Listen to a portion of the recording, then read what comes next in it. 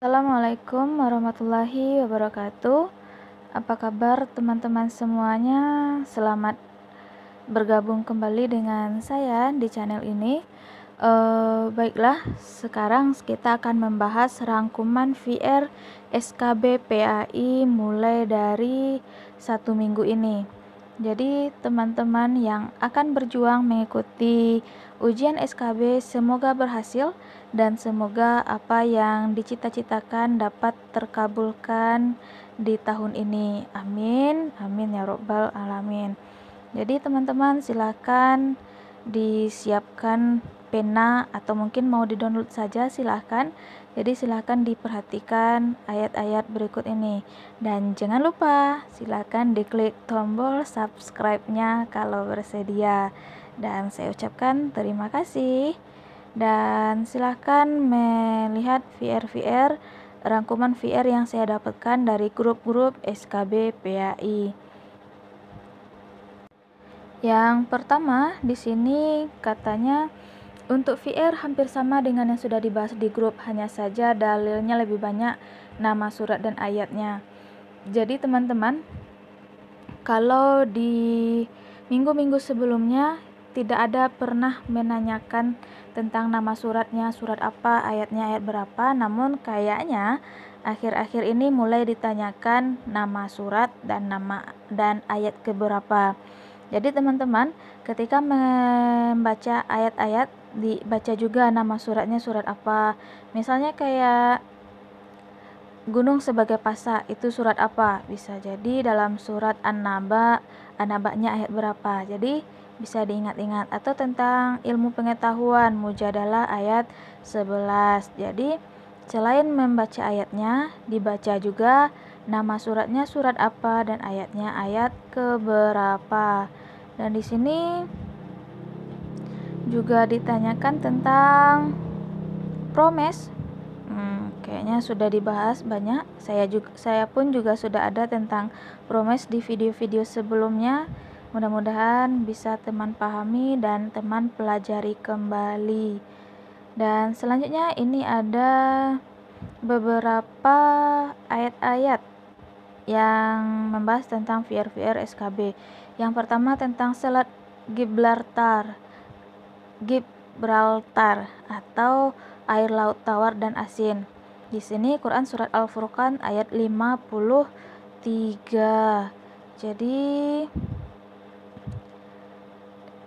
silakan dibaca. Kemudian surat Ar-Rahman ayat 19. Ini marajal bahrain yaltaqiyan, dan dia membiarkan dua laut mengalir kemudian keduanya bertemu. Kemudian juga ada Quran surat Ar-Rahman ayat 20, bainahuma barzakhul la yabghiyan. Di antara keduanya ada batas yang tidak dilampaui oleh masing-masing.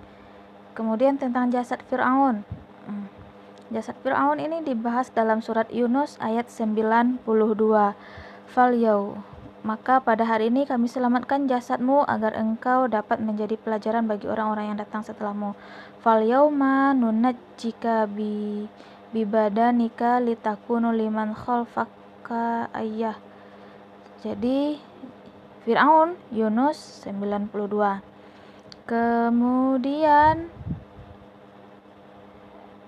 Kemudian selanjutnya surat Yasin. Surat Yasin ayat 36 menciptakan semuanya berpasang-pasangan. Kalau kita lihat ini juga tentang proton dan neutron. Kemudian Al-Anbiya ayat 30 bahwa segala sesuatu itu berasal dari air. Penciptaan awal dari makhluk hidup selain dari makhluk hidup yaitu dari air.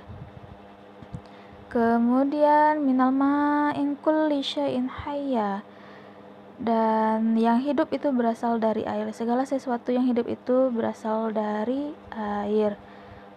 Kemudian menjadi saksi yang adil, Al-Maidah ayat 8, kunu qawamina lillahi syuhada bil qisti. Jadilah engkau penegak keadilan karena Allah dan jadilah saksi yang adil. Al-Maidah ayat 8. Kemudian An-Nahl ayat 69. Kemudian An-Nahl ayat 69 ini adalah tentang madu yang keluar dari perut lebah. Kemudian kelenjar air susu ibu lebih banyak ketika anaknya laki-laki daripada perempuan, yaitu Quran Surat An-Nisa ayat 11. Dan ini juga berkaitan dengan pembagian warisan, bahwa laki-laki pembagiannya 2 kali lebih besar dibandingkan bagian perempuan. Kemudian ini tadi ada beberapa soal menurut saya. Satu, makna watassola min fata'ak, itu maknanya apa? Bisa ini tentang menyambung tali silaturahmi kalau tidak salah. Kalau saya salah, komen di bawah, saya mohon maaf. Kemudian nomor 2, disajikan contoh soal kerajaan Singosari yang tidak akur, kemudian suruh melihat yang kurang sesuai apa pilihan jawabannya. Katanya tidak jelas soalnya. Kemudian perintah orang tua tidak harus dipatuhi. Jadi ada beberapa perintah orang tua yang tidak harus untuk kita patuhi. Salah satu diantaranya adalah ketika orang tua menyuruh kita untuk berbuat maksiat, dan juga ketika orang tua menyuruh kita untuk menyekutukan Allah. Namun kita tidak boleh melawan dengan perkataan yang kasar, harus diberitahu dengan cara yang lemah lembut. Kemudian perintah hijrah yang utama, alasannya apa? Jadi hijrah Nabi dari kota Mekah ke Madinah itu alasannya apa? Yang pertama kan karena ancaman dari kaum kafir Quraisy yang semakin merajalela, kemudian perintah Nabi karena perintah Allah, kemudian adanya ancaman pembunuhan kepada Nabi, adanya dalil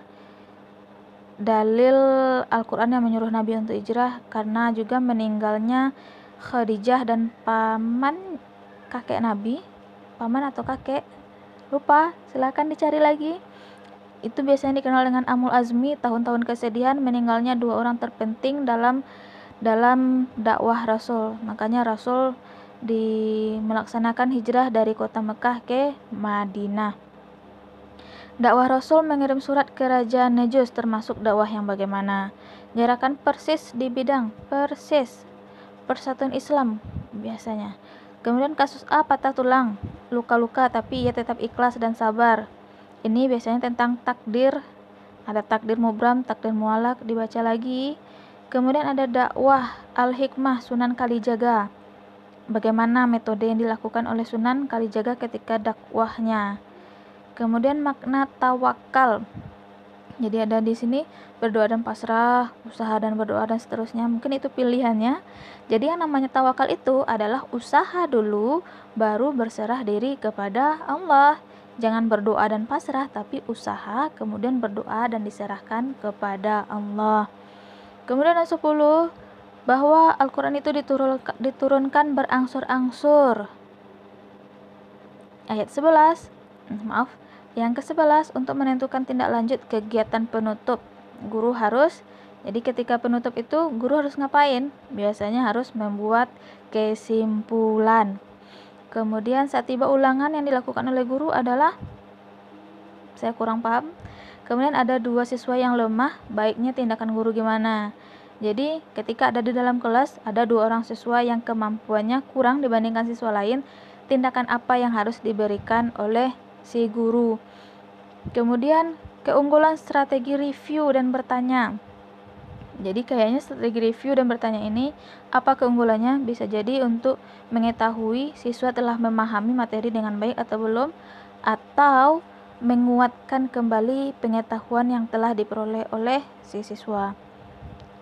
Apersepsi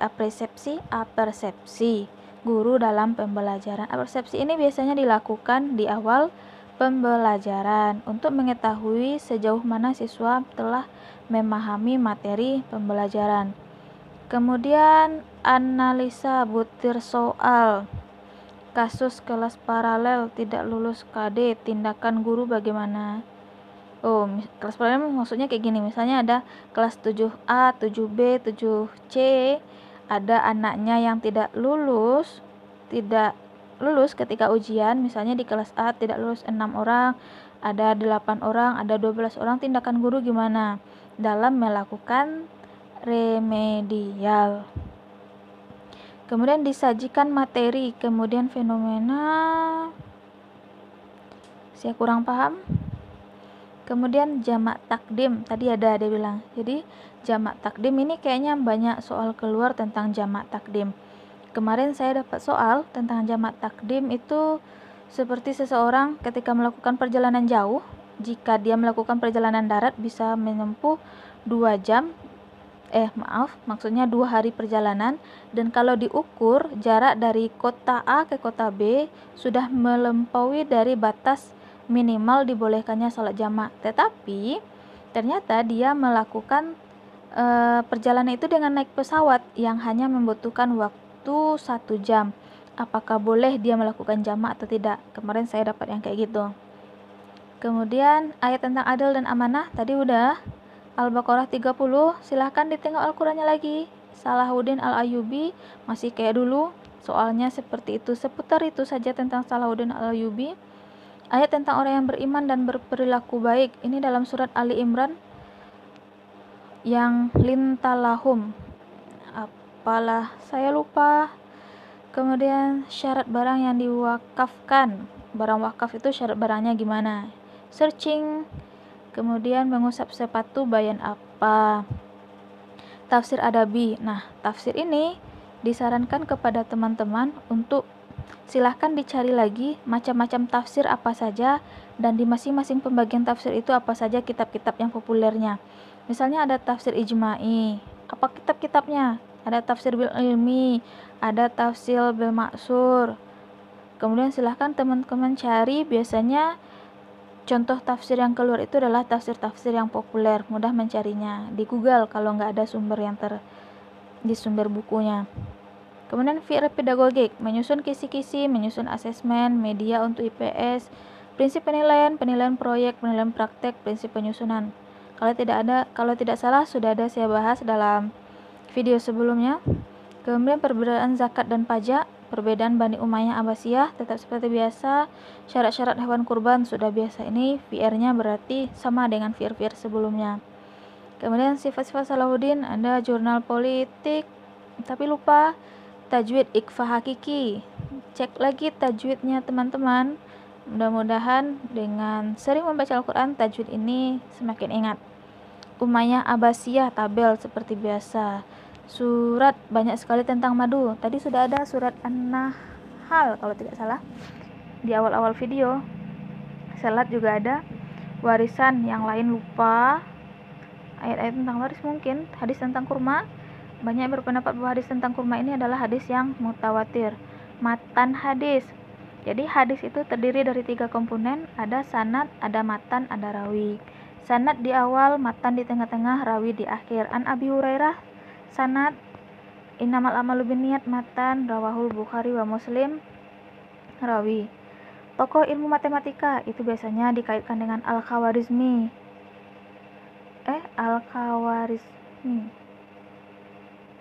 Cek lagi surat Madiyah, perjanjian Hudaybiyah, alasan hijrah, tentang tafsir tapi aku pun lupa.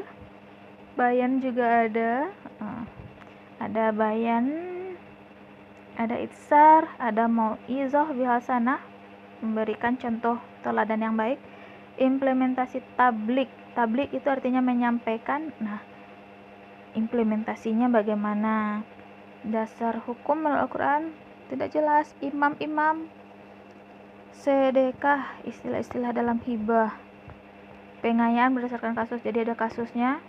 Pendekatan pembelajaran berdasarkan kasus, juga ada kasusnya. Taksonomi belum, baru sekarang saya melihat ada soal tentang taksonomi belum dalam SKB. Biasanya belum ada, sekarang sudah ada. Belajar lagi taksonomi belum.